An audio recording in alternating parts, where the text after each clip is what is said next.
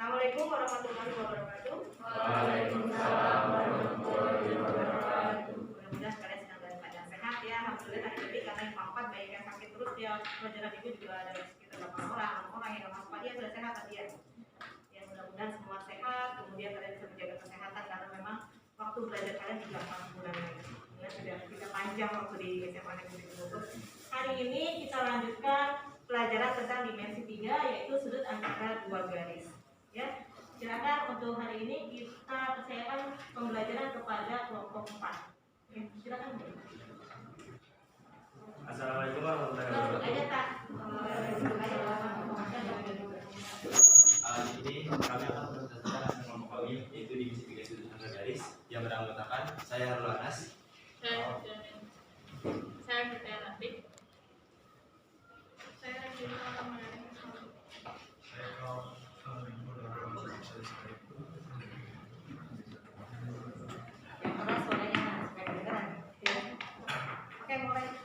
Jika ada dua garis yang berpotongan yang tidak beraturan, kita buatkan bidang yang memuat kedua garis tersebut, maka sudutnya diambil lalu diambil.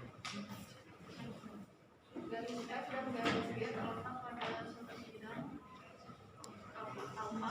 Garis F dan G potongan misal di titik P. Ambil titik pada garis F, misalkan titik A.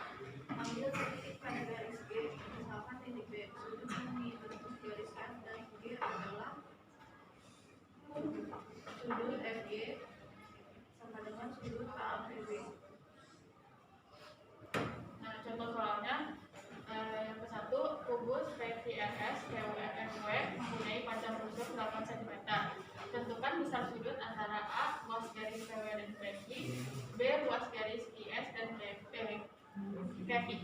Nah, habis itu yang A, PW dan PQ berarti P sama W sama P sama Q ya.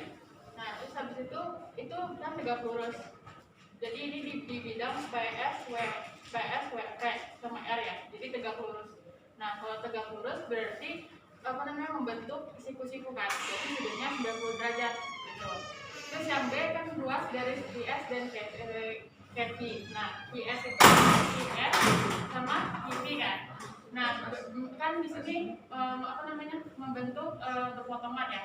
Nah, terus habis itu kita tarik garisnya jadi bidangnya KSP. Nah, kan membentuk segitiga sama sisi, berarti sudutnya 60 derajat. Terus yang kedua ada bersilangan. Bersilangan itu sudut antara dua garis yang bersilangan dapat ditemukan dengan menggeser salah satu garis sehingga kedua garis berpotongan dan sebidang. Nah, next penjelasannya. Yang pertama, ini ada bidang alfa, garis M terletak pada suatu bidang alfa. Jadi kita bikin garis M misalkan. Terus yang kedua, garis M menembus bidang alfa di titik A. Jadi ini menembus ya, yang disebut menembus itu jadi lewat gitu. Ini bidang misal dari titik A. Terus yang ketiga, garis M dan N bersilangan. Karena yang tadi kan kalau berpotongan dia bertemu ya. Kalau misalkan bersilangan dia itu nggak bertemu karena disebut bersilangan. Nah, garis M dan N disebut bersilangan.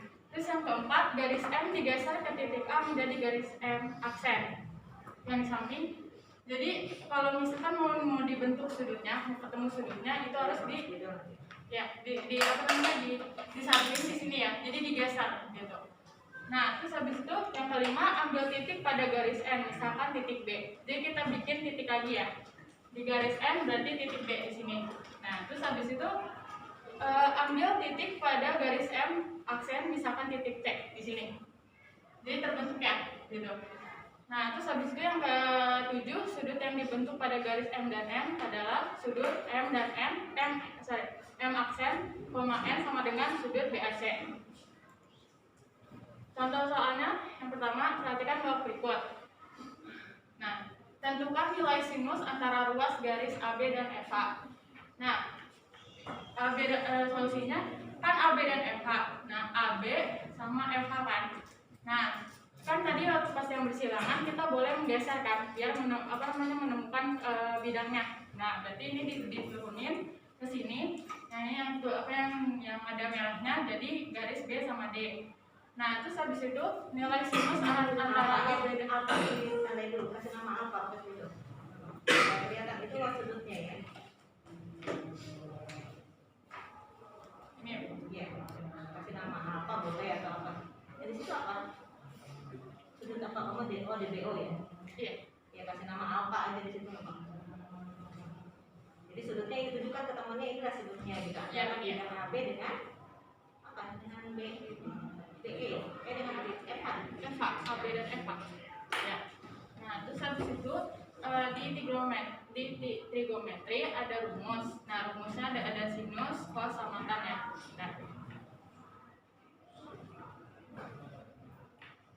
Nah, rumusnya itu kalau sin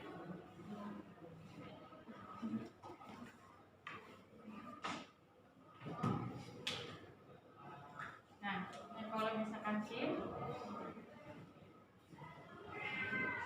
itu depan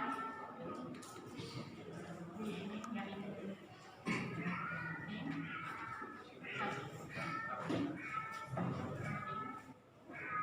terus kalau misalkan cos samping ya terus kalau misalkan tan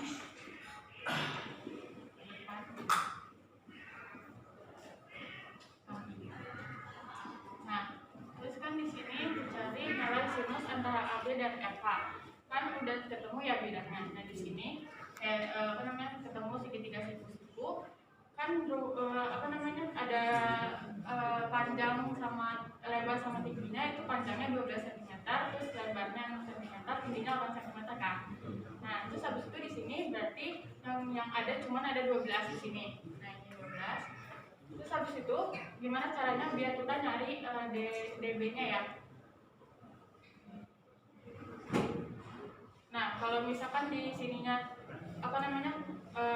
kita pakai yang rumus tadi trigonometri ya. Jadi kita tuh nyari sin ABD-nya ya. Nah, sin ABD-nya itu kan depan sama miring kan. Nah, berarti depannya itu AD, terus miringnya itu BD. Jadi di sininya kan kita mau nyari trigonometrinya, enggak maksudnya garis miringnya kan. Nah, di sini 6,4 akar 4. Nah, tinggal ditambahin sama ininya ya. Ini kan saya di sini 6 kan. Nah, ini di sini 6. Terus jadi 6 akar 5 gitu.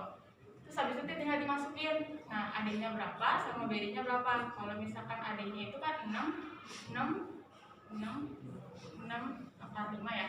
6 per 6 akar 5. Terus dikali 5 per 5. Jadi hasilnya 5 akar 5 per 5 gitu. Atau bisa disebut juga 5 per 5 masih 5.